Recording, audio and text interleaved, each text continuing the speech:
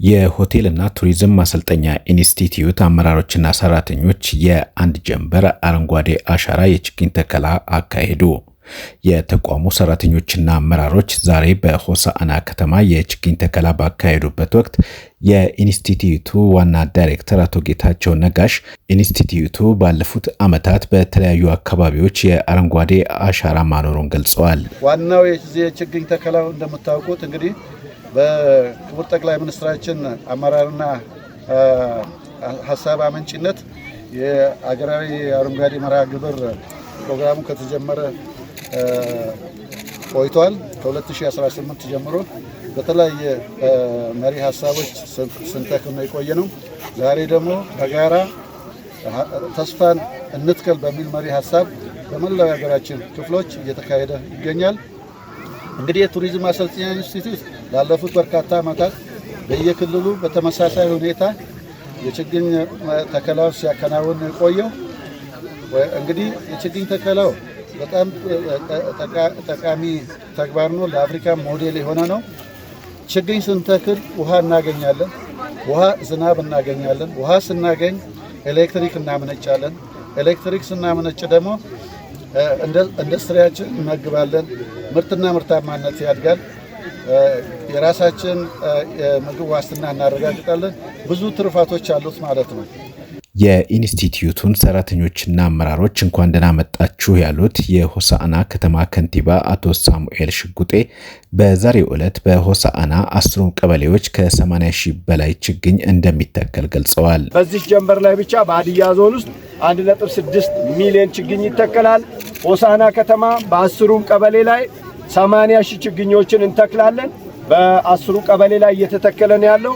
የዛሬውን እዚህ ቦታ በቦቢቾ ቁጥር 1 ቀበሌ ላይ በዚህ ዳኔሙማ በሚባል ስፍራ ላይ የምንተክለው የችግኝ ተከላ ለየት የሚያደርገው የፌዴራል ቱሪዝም ማሰልጠኛ ኢንስቲትዩት አመራሮች፣ ሰራተኞች የዘንድሮን የክረምት በጎ ፍቃድ ተግባር ከኛ ጋር ለማሳለፍ በመጡበት ከነሱ ጋር የምናደርገው የችግኝ ተከላ ልዩ ያደርገዋል።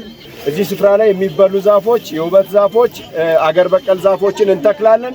ዛፍ መትከል ብቻ ሳይሆን ደግሞ ጽድቀቱን እየተከታተልን በሚቀጥለው ዓመት ስንመጣ ደግሞ የተጨማሪ ስራዎችን እንድንሰራ ሁላችንም የቀበሌውም አመራር የቀበሌውም ሕዝብ እንድትንከባከቡ አደራ ላለው። የቱሪዝም ማሰልጠኛ ኢንስቲትዩት ለዘርፉ የሰለጠነ የሰው ኃይል ከማፍራቱም ጎን ለጎን በማህበረሰብ አቀፍ አገልግሎት ንቁ ተሳታፊ መሆኑን የገለጹልን የኢንስቲትዩቱ ምክትል ዋና ዳይሬክተር አቶ ገዛኝ አባተ ናቸው።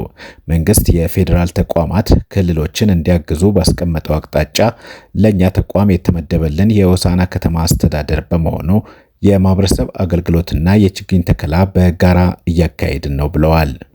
የቱሪዝም ማሰልጠኛ ኢንስቲትዩት ያው በዘንድሮ ዓመት በአንድ ቀን ጀንበር የ800 ሚሊዮን ችግኝ የመትከል መርሃ ግብር በክረምት በጎ አድራጎትና የአረንጓዴ አሻራ መርሃ ግብር የተመደብነው ሆሳዕና ነው።